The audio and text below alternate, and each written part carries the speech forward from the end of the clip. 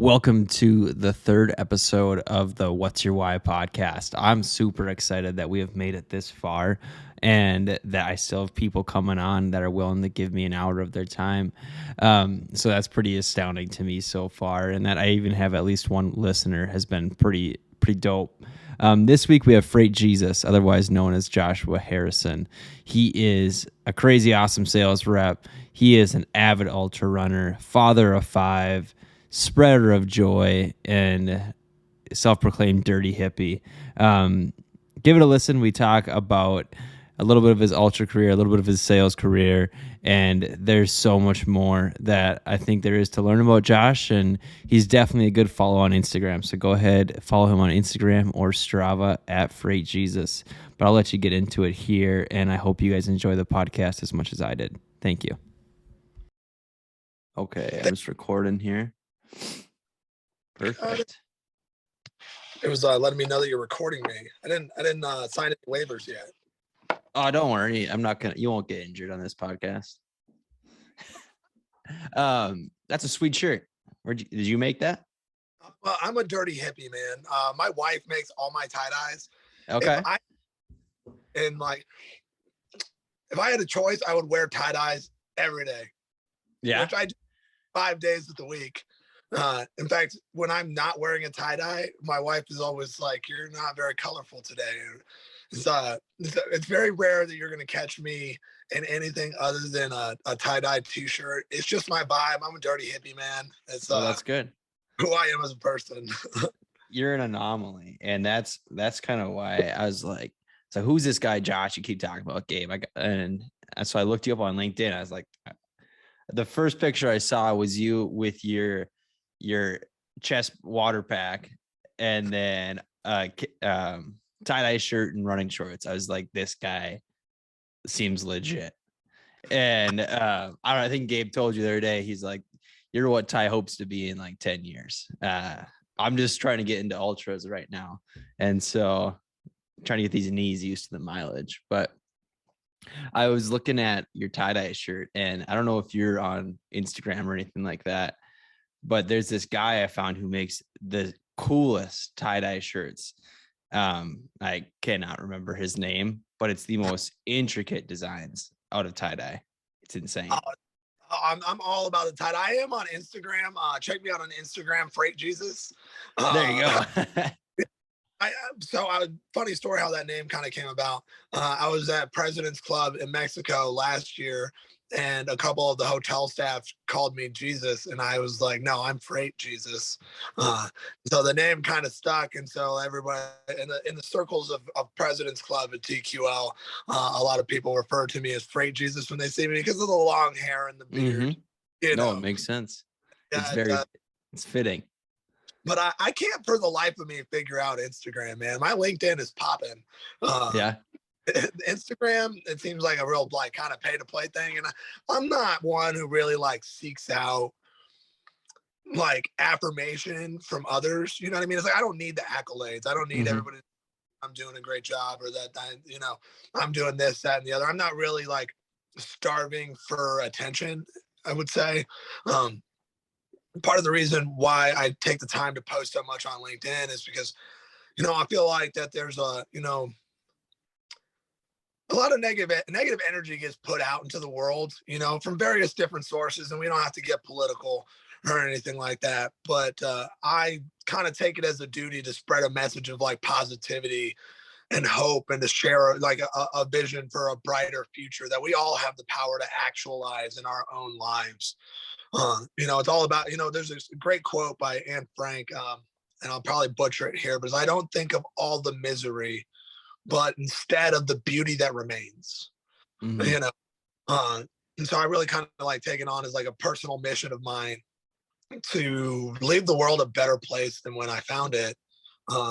And I find that LinkedIn is a really good platform to do that on. I think it's underutilized in a lot of ways, just because, it's like all positive on there. Sure, you get your trolls and whatnot. I haven't had any experience with that. In fact, the feedback that I've received has been overwhelmingly positive. everybody's on there really trying to connect and make something better of themselves, of the world around them, putting out, information, data, or, just inspiring stories, and it's really kind of like why I've kind of gravitated towards like LinkedIn is like an outlet for me to share a little bit of my story and, of my training and my progress and my mindset, because it seems like the right place for it. Mm-hmm. Well, how long you been running like you are? So it's actually this is not a funny story. Everybody says like, oh, it's a funny story, and then the story's never actually funny. You know what I mean? It's like, It's a story, at least, So story is, so I was a pack-a-day smoker for 8 years. Right? I'll go back a little bit further. I wrestled in high school and college. Right, I was always in great shape.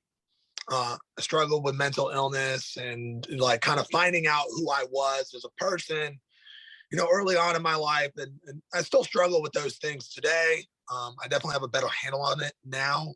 I turned to drugs and alcohol when I was when I was in high school. I was a great kid. I didn't do anything. All I did was wrestle. I didn't even get my license until I was like 19 because I didn't want to miss wrestling practice. That's how dedicated I was. That's awesome. Like sports. Then I got out of high school, got into college, and that was like a total shell shock because like I didn't really have the social skills to deal with people, right? Like I've always been a very sociable person, right? But I was like that guy that everybody knew, but I didn't really have any close friends. So I was still kind of like trying to find my place in the world. I got into partying and with the wrong crowd, and for the first time in my life, I felt like, oh wow, people want to spend time with me, like more than just like hi bye, kind of like those like like those I guess like interacting as acquaintances. Now these people actually want to be my friend. Like, wow, this is crazy. And that led to a lot of destructive behavior. And I was still kind of trying to figure out who I was. So I stopped drinking and stopped doing drugs, and I turned to caffeine and nicotine and AA meetings. So I was a pack-a-day smoker for 8 years up to that point. And I started to get my life back together when I was like 25. We can dive into all that other stuff later. But I'd always been in shape, right? So I'm married with five kids. I guess it depends on how you feel about life in the womb. I've got a fifth one on the way, due in July. In 2020, I was smoking, I was drinking a lot. I just felt like shit all the time, right? I just feel like always coughing, not feeling great. So I got in my head, I was like, okay, 2020, I'm going to turn this around. I'm going to start living a healthy lifestyle, right? And in the past, when I started getting into like trying to work out again and being healthy again, the wrestler in me was always like full board, like balls to the walls, right? From day one. It's like, and here's the thing, that like, you can't be disappointed that you don't get the results when you didn't put in the work to get there, right? So I would get back on the treadmill and I would go 8 miles as hard as I could, and it would kick my fucking ass, bro, like bad. And I couldn't hang, and I would hate it. I would dread going to the gym. I would dread working out. I would dread, that physical activity because I was doing it too hard. So I was like, I would go through these phases where I'm like, the new year, new me, and nothing would ever stick. So then I decided, okay, I'm going to take a step back, approach this a little differently than I did before. So I sat down and I just kind of thought to myself, okay, what does being healthier look like as a daily habit? Like, what does that look like? What does it look like in my daily routine? And I found that like when you break down, well, let me continue the story and then I'll elaborate on that. Instead of like, so what it looked like to me was getting up at 5 a.m. and going to the gym, right? That was what a daily habit that I could fit into my life without like a terror. It just meant I'd have to get a little less sleep, whatever, right? And I didn't even start by going to the gym, right? And all the while I'm still smoking cigarettes. I started by setting my alarm at 5 a.m. I broke that task down into the most simple form that would take the least amount of effort to achieve. All I had to do is set a daily alarm for 5 a.m. Now, I don't even have to put pressure on myself to get out of bed. I just need to get used to waking up at 5 a.m. How can I expect myself to get up at 5 a.m. and go to the gym if I'm not used to getting up at 5 a.m. in the first place? How am I going to put those two things together if getting up that early isn't even part of my daily routine? So I got used to waking up at 5 a.m. And for the first week or so, I would hit snooze almost immediately, because I didn't want to pressure myself. I'd always gotten into these habits where, I'm my own worst critic, and I put too much pressure on myself to like achieve the goals that I wanted, and I want it right now. Right. And it's like, hey, you know what? Let's take it easy. Let's make it something that we enjoy and look forward to. So after about a week, one day I woke up and I wasn't tired. I couldn't go back to sleep. I was wide awake. So I was like, fuck it, I'll go to the gym. Right. So I got to the gym, and I didn't start by even running, right? Because I knew that I couldn't handle it. I've been smoking cigarettes every day, a full pack for the last 8 years. How can I expect myself to be able to handle running even 3 miles, or running 1 mile? Forget about it, right? So I started on the stationary bike. I got on the stationary bike, and I was like, okay, I'm going to give myself manageable goals, right? With like, and not be married to them. It's like, that's not, I knew like that I wanted to be healthy, right? But I didn't have an idea of like what that was going to look like in terms of like what I'm going to be physically able to achieve. So I made it manageable and enjoyable. So I'd sit down on the bike for about a week. I would listen to a podcast or listen to some music, and then go sit in the sauna and just like kind of collect my thoughts throughout the day, or throughout that time. So I found that to be a very like meditative like experience. So actually like was really looking forward to it. I'd go to bed and I'd be like, I can't wait to wake up. I can't wait to wake up and go to the gym. And after about a week or so, I was like, okay, well, the bike's too easy now. So then I didn't run. I hopped onto the elliptical, did the same routine, hop on the elliptical, go at a pace where I'm kind of like pushing myself, but not overdoing it, make it fun and enjoyable, right? After about a week, okay, this is too easy. So then I hop on the treadmill and I start running. And that was a little bit of a jump, right? And same routine. So I started at 3 miles every day when I was going to the gym. And then I got to the point, okay, this is too easy. So I started to bump it up. And then now, mind you, still all the while, like I haven't made this big change to stop smoking. I was smoking less, but I hadn't like fully kicked that habit yet, right? So after, I'd say probably about a month, I got to the point where like physically, like I could handle the miles, right? And one day, I listened to Joe Rogan a lot, and I was listening to guys like David Goggins, and everybody knows David Goggins. Zach Bitters was the world record fastest 100-mile time ever. Who is it now? I have no idea who the guy is now, but ran 100 miles, and I want to say like 11 hours and 17 minutes, which is like 6 minutes and 40 seconds a mile for 100 miles. It's insane. Just fucking absurd. And Cam Hanes, guys like that. And I was listening, it's like, you know what? Like, I bet I could do that. I'm going to try to do that. So it was one day after I ran 8 miles. I felt great. I felt like I could keep going. It's like, you know what? I'm going to try to run 20. And then I did 20, and it kicked my ass. And I was like, you know what? I did that. I'm going to try to run 26. All right. You know what? Now the goal is 100. And I had a ton of time, right? To like, because COVID had just hit, for those in the logistics space, like yourself, like, how long have you been in logistics now? Only for a year now. So not terribly long. So 2020 was like lowest truckload rates you've ever saw. Like manufacturing pullback was huge. So nobody had anything. It was really slow. And I have some key accounts that are like middle of the supply chain shippers who are always making like paper and packaged goods. Like those people are always producing. So my book was fairly stable, just not very busy. And I had a ton of time in the world. So I really dedicated myself to running. And within 2 months, I ran my first marathon distance, and I kicked my ass. Like I literally but I couldn't even walk by the end of it. Right. It was like my body was not physically capable of, or it was physically capable. My mind carried it, right. And then I think that's where people kind of like hit a wall sometimes, right? Is they hit these limits where their body starts to get beat up. It's like the amazing thing about the human body is like it'll adapt to the pressure that you put it under, right? If you are running every day, your body naturally reacts to that stimulus and it's like, okay, like this is what we're doing now. Like I need to use every nutrient that I get, everything that I do to strengthen my legs, to strengthen my tendons, my knees, my IT band, my hip flexors, all that different stuff, right?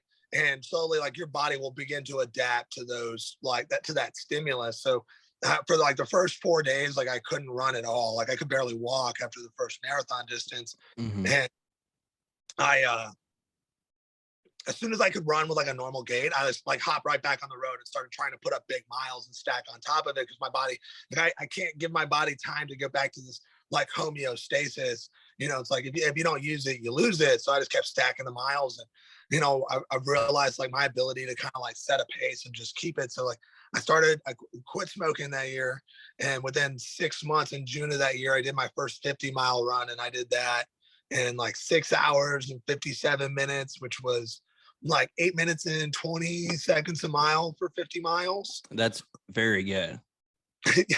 It's it's not necessarily, and that's the thing Well, too. I'd say where are you coming from in like the first year? That's pretty awesome. It's really like, I really don't think too highly of myself. I think Mm-hmm. it's just like I kind of just like changed like my perspective and like what I viewed as like possible for myself. And I've only really come to a lot of these realizations like recently. So like funny story is that a story is that so COVID did, like really dampened the market, right? Mm-hmm. Uh and then towards the end of 2021, everything got red hot, like super busy. I was slammed. I didn't have time. And all the while, while I was doing this, I was kind of like pursuing these goals with reckless abandon to those around me. And as a result of that, like a lot of things suffered in my life. Like, yeah, like some of those important realizations like help me achieve those things. But we can't get so caught up in pursuing goals that we forget about those around us, right? So I my marriage suffered a little bit. I wasn't there for my wife. I was always I had this like, well, fuck it, I'm going for a run. I'm doing me. I saw this meme once that says, uh, be like I-94, work on yourself, no matter how inconvenient it is for everybody else, like with construction. Right? And I like own that. I'm like, how selfish of a mentality, right? So I got out of that mentality and I got really family focused over the next year. And I actually stopped running pretty much altogether in 2021. Partially because I was really busy at work, and partially because I was, we had just welcomed our fourth child in July of 2020. And so I was really focused on making sure I'm there for my wife because I love my family and I want to be there for them. Um, and I started getting back into these like unhealthy habits, right, where I wasn't like taking care of myself. And I'm not sure. Have you ever read Stephen Covey's 7 Habits? I have not read Seven Habits. No. All right, so it's a great book. I listened to like portions of the audiobook. I'm probably about halfway through, and then I have a really hard time finishing books. But it talks about the dangers of being too like centered in one area of your life, right? So Mm-hmm. it's like we get caught in these modes where we're either like work centered, family centered, or self centered, right? And they're all three have their own pitfalls, right? If I'm like so focused, if my life is centered around work, well then my life with my family and my friends and my personal like growth suffers, right? And the same thing if I'm working on if I'm too family centered, then my work life and my personal life suffers, right? Well, we should be able to have our cake and eat it too, so to speak, right? And so how we get there is like having a principle centered life, right? That we like center our life around core principles that govern our actions on a daily basis in every area of our life. And I've kind of like started to realize that, like towards the end of 2021, like when I stopped running, I was like trying to get myself back into it. So I tried to do the same thing that I'd done before that got me into it the first time, and it wasn't really working for me. I was like having trouble finding the time because I was so busy at work. I was so busy with my family. And I found that I was really like kind of neglecting myself. And I guess I just came to this realization that, like, you know what, I'm always going to be busy. I've got 5 kids and a wife at home. I have a job, excuse me, that requires my best every day, right? Mm-hmm. It's very high pace. We're doing 20 to 30 loads a day, upwards of 200 to 250 loads a week. We're servicing. And the way it works at TQL is like I'm my own business. So Mm-hmm. I get the loads from the customer. I handle the operations. I handle the accounting. I handle scheduling appointments. Like, it's one-stop shop. I'm basically like my own mini agent in a Mm-hmm. sense.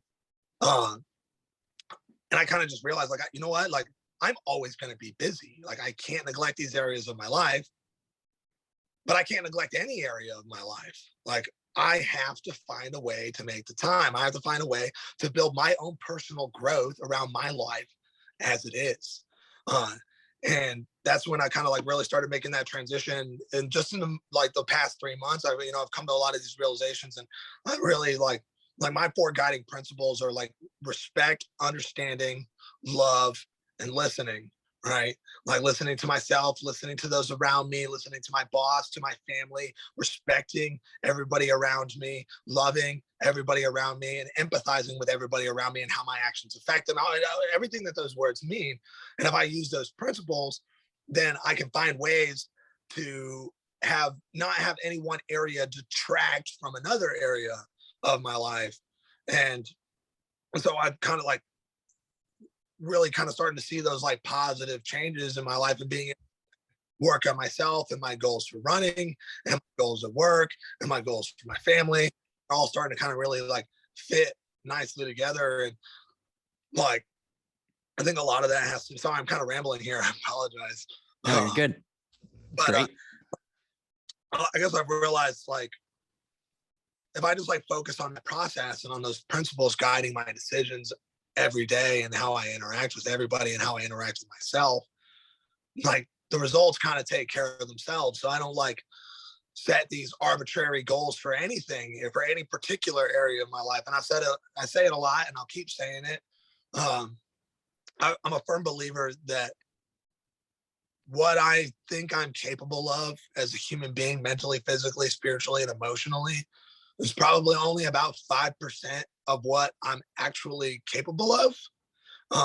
So if I marry myself to my goals, then I'm always going to be selling myself short. So, Mm-hmm. I get a lot of results by just really falling in love with the process of growing my familial bonds with my wife and my children, of enjoying the process of being a leader at work and leading my team and working with my coworkers. And the same thing with running. Is like, it's not about the 100 miles. It's about enjoying the process to find out what this meat machine I have is capable of. And that's when I really kind of started to see like these results really skyrocket, because like I look back on my life, and when I started at TQL, I was only making $40,000 a year, but when I first got the job, it was the biggest number I'd ever heard in my entire life. I was like, oh my god, like I can't believe that somebody's willing to pay me that amount of money. And if I'd been married to that goal, right, like Mm-hmm. I wouldn't be able to achieve what I've achieved up until this point, because at that time, I didn't even believe I was capable of that. Like, I was in shock that somebody would be willing to take that kind of chance with me and pay me that amount of money, right? So, like, I really realized that, like, just like, how I get here, like, effort drives results. If I put in the effort, I'm going to see the results. And the only thing that I really need to like glean on is not like where I am now relative to where I want to be. I need to be thinking about like when I'm facing problems in areas, like issues in my life, like where I can improve, like what do I need to do to overcome these small manageable goals, like that, like turn like bigger goals into like little bite-sized chunks. You know what I'm saying? Like Mm-hmm. that's kind of like how like it's just, Ron wasn't built in a day. It's like I just Exactly. little pieces every day. That you make these like conscious decisions when you're faced with adversity in life, to find a way around those walls, and to bridge the gap between like where we are now and where we want to be. Mm-hmm. No, that makes so much sense. There's so much I want to break down there that you just talked through. And we'll start with the kind of the first thing that got brought up was the running. Um, what was your realization like when you started being able to put on these massive miles? Because a lot of people, that 3 miles you started with is going to be the longest run they ever do. Um, what was your mindset like when you did that, when beyond 3 miles? Was that something new to you, or was it was it a tainted perception because you already knew that people are doing way beyond this because you got so into Goggins, Cameron Haynes, Zach Bitter, and you knew like, oh, it's possible to go so much further? Was it still a really cool accomplishment for you to go beyond the 3 miles, or what was your mindset like then? I mean, like 100%. Like it was, I guess it's a little bit of a mix of both, right? It's like on one hand, it's like, part of the, actually, forget Goggins and Canes, it can't be like Bitters. This guy, Eddie Izzard, right? If you don't know who he is, look him up. I know the name. I can't remember. Yeah. Never before in his life, ever, right? And one day he decided, I'm going to run 26 marathons in a row, 26 marathons in 26 days. And he just up and did it. And I look at Eddie Izzard and he's like this kind of like fat, out of shape guy, right?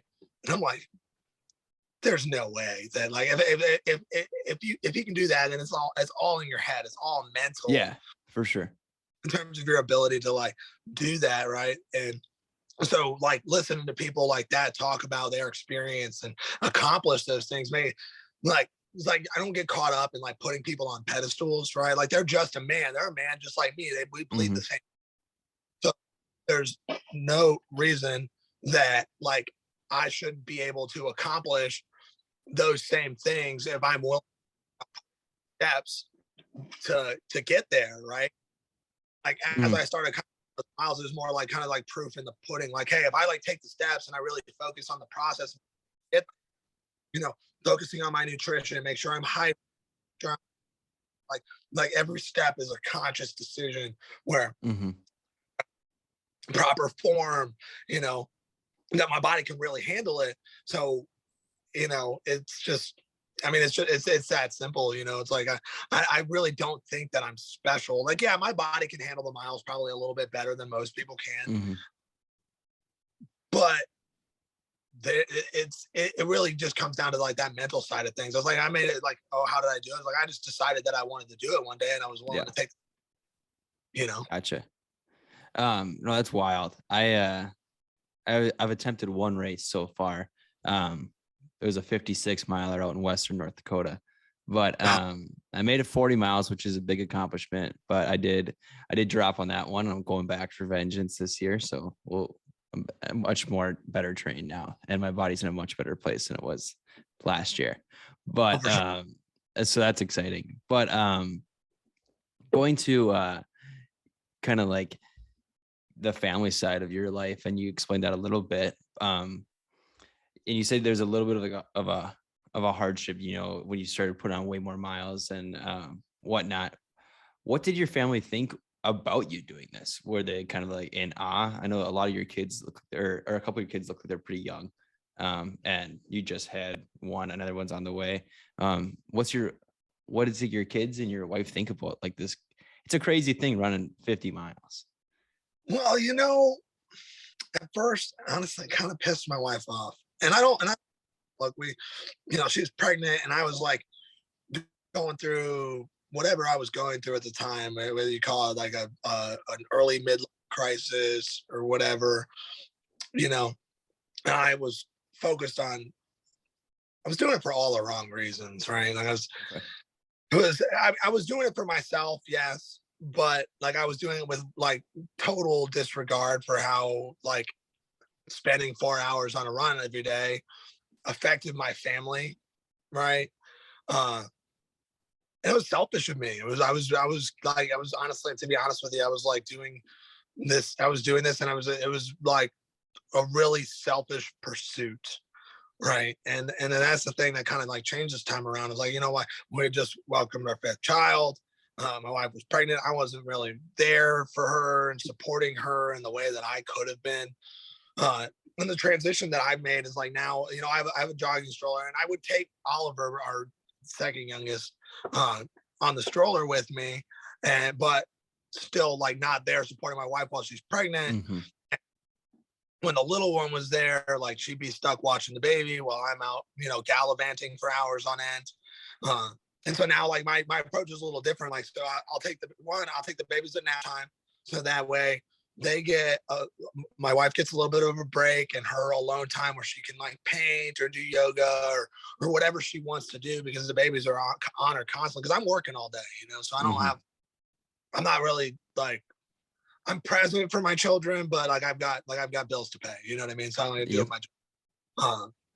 So I do it in a way that like I can take the babies out of her hair, and then I also try to do it like so that it can be like an experience where we like do something together. So like I'll pick a restaurant that's 20 miles away, and I'll take the babies and I'll go for a run, and then we'll sit down and we'll eat and we'll have a nice lunch, or run out to breakfast.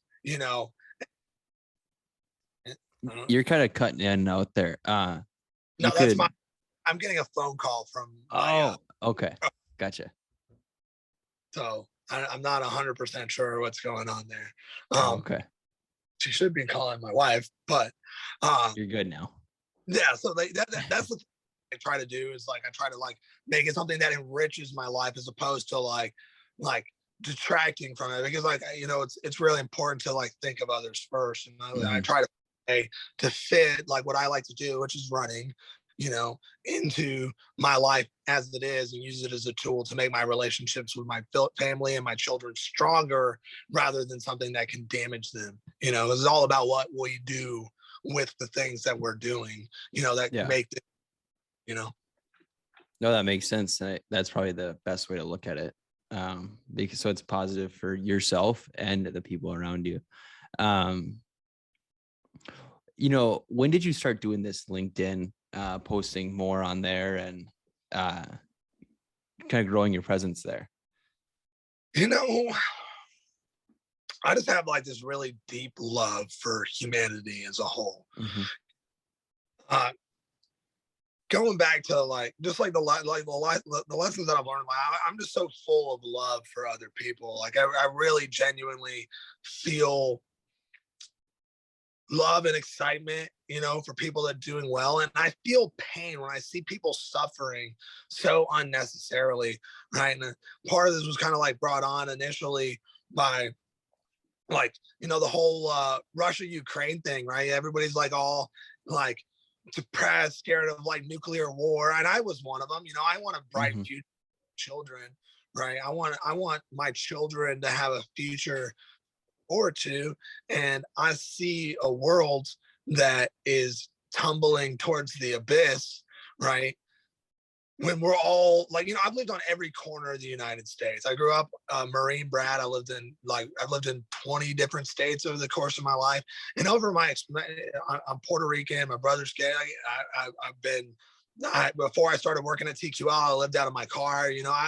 I've been around people from all different walks of life, from like living on the streets to people who are in Chicago penthouses. And the thing that I've realized is that we're not all that different from each other, right? We're all basically the same. We all have these basic needs as a human being, and we all want to feel loved.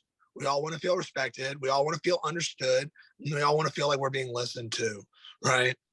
Like those are the four basic needs of a human being. And so like what we're seeing right that happening in the world today is because we're not willing to have those discussions, and we're not willing to treat people with love, empathy, and respect, and listen to what they're saying. And I just took it, it's my duty to do everything in my power to spread that message, because I like to be a light unto the world, to be a reason that somebody else's life gets better, Mm-hmm. and I really took that to heart and was just like, you know what, like it's not that there's not other people doing it, but like I have to try. Like I have to try to make the world a better place. And if this is an outlet in a way that I can like help people, you know, have a better outlook on life, then that's what I need to do. It's my duty to society and to myself to do everything that I can to spread a positive message, you know? Well, you definitely are a unique ray of positivity on LinkedIn. I haven't seen Freight Jesus Instagram yet, so I'll have to check that out as well. But you mentioned like you've gone through living in 20 different states, that you had kind of a little bit of a different kind of crazy path to TQL. Do you think like having that interesting and maybe difficult past helped you be successful at TQL and helped you be successful in just pushing through when it comes to your running? Nothing that happens to us in life is like inherently good or bad, right? It's all Mm-hmm. about like and how we choose to look at the problems that are presented to us. You know, every challenge is an opportunity to grow, right? Um, Mm-hmm. when I was like 25, right before I started working at TQL, I was living with my dad, right? And I just had this realization. I was like, you know what? Like, if I just stay, I was going to be just comfortable enough to never do anything to change my situation, and I'll never end up like realizing like what I could become. You know what I mean? Like what Mm-hmm. kind of I could lead. So I left. Like I was homeless, and I was homeless by choice, right? And that doesn't make the struggles any less real. Yeah. But like I just kind of said to myself, like it's sink or swim time. It's time to find out what you're made of. Like you're either gonna make it or you're not gonna make it, and that's just it, you know. And this is what it is. And I look back on my life and everything that happened to it, like I like who I am today, and I wouldn't change a thing. I've had, you know, some really rough points in my life. You know, I came from a place where I didn't really like who I was. I hated everything about myself. I didn't know who I was. I didn't know where I was going to lay my head at night. I didn't know when I was going to get my next meal. You know, and it really kind of just puts it all into perspective, um, in terms of like how grateful for the life that I have today. You know, I am beyond grateful for the life that I have today, because 5 years ago, if you told me I'd be where I am now, I would have told you were crazy. Like I couldn't even imagine, you know, living the life that I live today.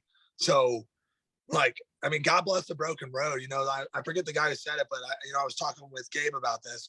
It was like, there's always somebody out there who's done more with less, right? Yeah. And those struggles that we go through in life, you know, are opportunities to grow. They make us stronger. They empower us to reach for more, right? And they make our accomplishments that much more meaningful for having gone through that adversity.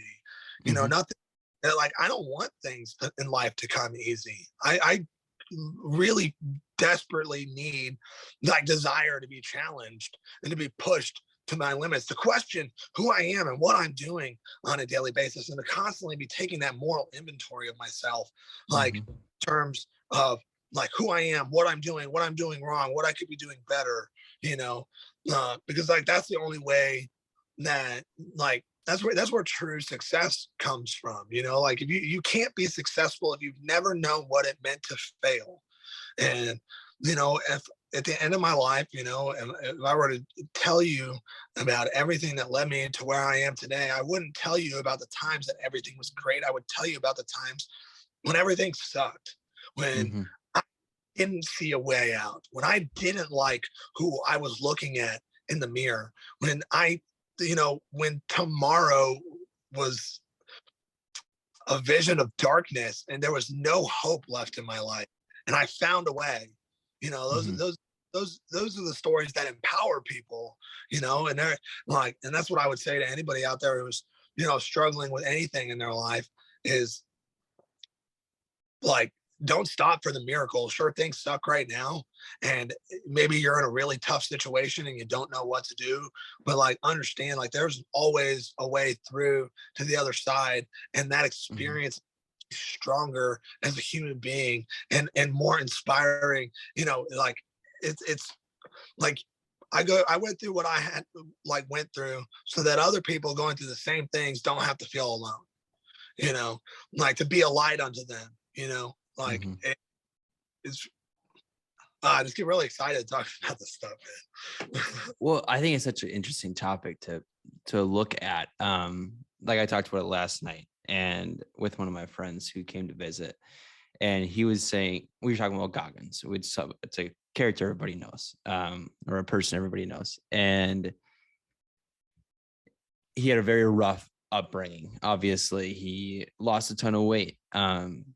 Would If he didn't get put in those life situations when he was younger and having to kind of overcome that adversity, would he be the same person that he is now without having to go through that? Or, and it's kind of that nature versus nurture discussion. Did the challenges and him overcoming develop who he is, or would he have always been a person who seeks out kind of the greater things in life? I mean, I guess it's like, hindsight's always 2020. Yeah. Like I look back on my life and say, I didn't go through, I had a great childhood. My parents, if anything, I struggle with like mental illness and like other things like that. But I know that there are people who went through things that are a lot harder to overcome. Like I had a 2-parent household. My parents were always there for me. They always supported me, and I kind of like tumbled down the cliff, right? So I think there are things that are like innate to our nature that are like some version of Goggins would have always existed if his life had been like easier, so to speak. But like that's why we should take solace and be excited for hardship in some ways, right? Like it's sometimes like some things are harder, right, to like find the good in, right? But I guarantee if you were to talk to Goggins, he would look back at all those things and like in hindsight probably be grateful that they happened, because the amount if you can overcome that amount of adversity in your life, then nothing else you ever face will probably like compare to that. Yeah, for So sure. everything else you're by frame of reference, right? So if anything, like I'm stronger for it, So it's like those things that happen to us, in life that challenge us and that like make it harder for us to see the light at the end of the tunnel, make our journeys to like where we're at that much more beautiful. Because you look at like nobody talks about the guy who was born with a silver spoon in his mouth and ends up with a silver spoon in his mouth at the end of his life. And talk about the guy who was, they talk about the rags to riches stories, the people who had nothing, who lost everything, who didn't have hope, and then found. It's like that's like there's opportunity in those struggles. And it goes back to that, that quote by Anne Frank. It's like, I don't think of the misery, but of the beauty that still remains. And to extrapolate that to that, it's like there is some good in everything that happens to us, no matter what it is, whether we like it or not. And there's going to be some things that like really tough to see the good in, right? But yeah, I was talking to this lady in a meeting, right? And she struggled with some sexual abuse when and I don't know what that's like, right? I couldn't even begin to empathize with that, right?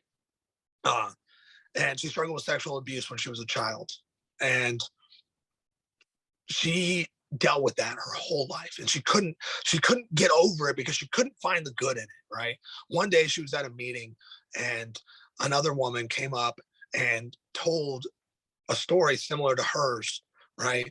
And she realized, like, I went through what I had to go through so that I could be there for that girl who told my story, so I could show her that there is life beyond this and we're not defined by those struggles. Like, even if like there's just one good thing that can come out of a bad situation, we have to hold on to those good things. We have to find a way for them to enrich our lives and to enrich the lives of those around us. And that's not to make light of those situations, but it's, it's really powerful. All the story, it was just like, wow, I look back at some of the struggles that I couldn't find a reason why I had to go through that or find the good in it. And now I try to look at it like, one day I'm going to meet somebody who's going to tell a story that's pretty similar to mine. I'm going to be able to be there for them and tell them like, hey, it gets better. I promise. We're not defined by the things that happen to us. And we can always become something more than our past, Like, it brought me to tears. I was literally crying when she was telling me the story about like overcoming something that makes my life look easy, Yeah, for sure. Sorry to get a little dark there. No, well, it's all awesome. It's just what it kind of gets brought up in conversation, right? You never know where it's going to lead to. So I guess we can go back to a little bit of your professional side. What does everyone think about your awesome tie-dye shirts at work. Have you always been the tie-dye guy? I'm a dirty hippie, man. Yeah. Like I've really grown here at TQL, kind of gotten like as a professional, like when I first got here, I kind of like really kind of keep to myself in terms of like in office culture, but they all know Mhm. who I'm I'm just like so energetic and hype about like what I do. Like I really love what I do on a daily basis. And I think the people kind of like come to love me for who I am, and I really don't take time. It's like I'm gonna be who I am, and like you can Mhm. either like me or not like me. I know I'm a good person who would give the shirt off my back, literally, to support somebody else. Mhm. I try to like have that bleed through like in how I interact with others, in particular, like the people that I spend the most time with, because I only work in the office 3 days, in 2 days a week on Mondays and Mhm. Fridays, right? Um, so my interactions are more dedicated towards my team. And it's like, and I go back, it's like, how do I interact with my coworkers? Well, I try to show them that I respect them, that I understand them, that I'm listening to them. And if I do those three things, then they'll know that I love them. And then that colors like my relationships with my coworkers that I deal with on a daily basis. And especially from like a leadership perspective, like like I used to look at my team members like for like their utility and like what can they do for me, and what that led to was a lot of like unhappiness in the workplace and a lot of anger and division, right? And I kind of started to like flip the script on that. Like, okay, instead of thinking about their utility, like, hey, how can I empower them to make decisions? How can I show them that I love them, respect them, and understand them, and I'm listening to them? How can I give them the opportunities to make mistakes and the obligations to learn from them, right? And the transition that's made in terms of my professional career is like gives me more work-life balance. My coworkers, my team, it's our team. Like I take none of the credit, Mhm. for what our account is today. It's because of the team members that I have on it, and because I'm always trying to like think of like how can I help them grow as individuals? How can I help them grow as professionals? How can I grow their professional skill set and make them stronger human beings for working with me, right? And not to say that like I'm responsible for their success, but how can I be of service to them? How can I Yeah. help them succeed to more so than if they didn't have me? Mhm. Like I have to be thinking about that constantly. Then we're Mhm. getting pretty. Say that again. We're running over here a little bit. Yeah. Do you have a meeting at noon or No, I'm planning on running. at 1, 2? I'm heat training, so I'm gonna run to the gym and go sit in the sauna for. So how do you do that? So are you just like walk back and forth in the sauna? Or you just sit there, try to do Well, crunches? well, so I'm gonna run 13 miles to the gym after we hop off here. Okay. And the hottest weather that I've trained in up until this point has been like 66 degrees, so that's really manageable weather to run in, Mhm. right?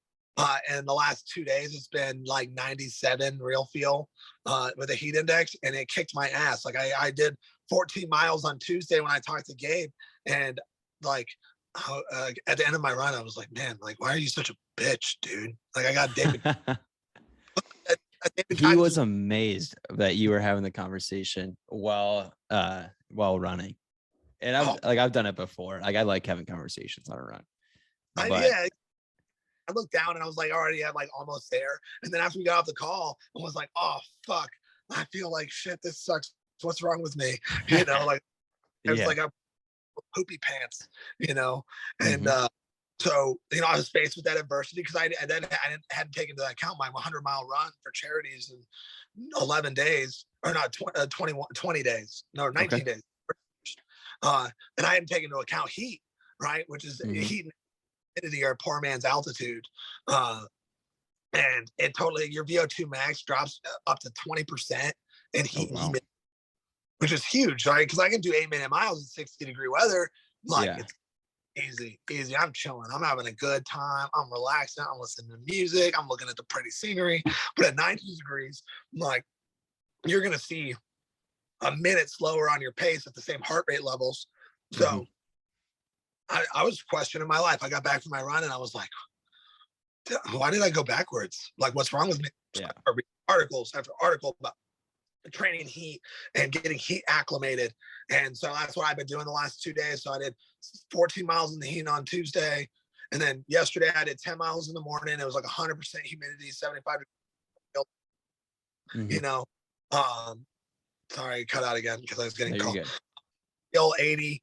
And then it was like 98 real feel, like middle of the day. I waited until the hottest part of the day and I did 7 miles of high intensity interval training just so I could like really feel that heat and get used to it, And now Mm-hmm. that's what I get ready to go when we hop off here and run.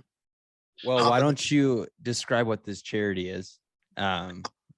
Raising money for Ronald McDonald House. There's going to be an external link coming, so keep an eye out on my LinkedIn. I'm going to share that with everybody when the Ronald McDonald House finishes. Okay. We've raised $11,000 just TQL employees up to this point. We got a goal of 20, so we got about 20 days to get there. And it's a charity that we do a lot. They do a lot of good work for families traveling to the Grand Rapids area to have their children treated for severe illnesses and mental illness. And we do a lot of work with them in our office, so it seemed like a natural choice for us to them on this event. So I'm really looking forward to, using running as an avenue that I can not just enrich my life, enrich the lives of my families, enrich the lives of my coworkers, enrich the lives of everybody that I come into contact with. And, having a way to do that has been like super awesome. So I'm really grateful for, all the support, meeting guys like you, who reach out to me. Like it's like all about, spreading that positive message. And I really appreciate the platform to kind of share that and share my story and share like my mindset and how I do these things. So thank you for having me on, man. I really do. Well, no, I appreciate it. The podcast is in its infancy for sure. And I love interviewing people. I did it for grad school and now I kind of was looking for an avenue to do it. And I have thoroughly enjoyed this process so far of interviewing people for the podcast. And hopefully if it gets a little bit bigger, maybe have you on again and maybe share over a little bit longer amount of time. And I don't want to keep you from your run and I have to get back to work here as well. But thanks for coming on, man. And then I'll share your Instagram and whatnot in the bio of the podcast. And I really appreciate it. It should come out next Wednesday at noon. So awesome. Forward to it. Thank you. Good luck on your run. Good luck on the heat acclimatization. Yeah, take it easy, brother. I see ya. Thank you so much. Yeah, bye. Bye.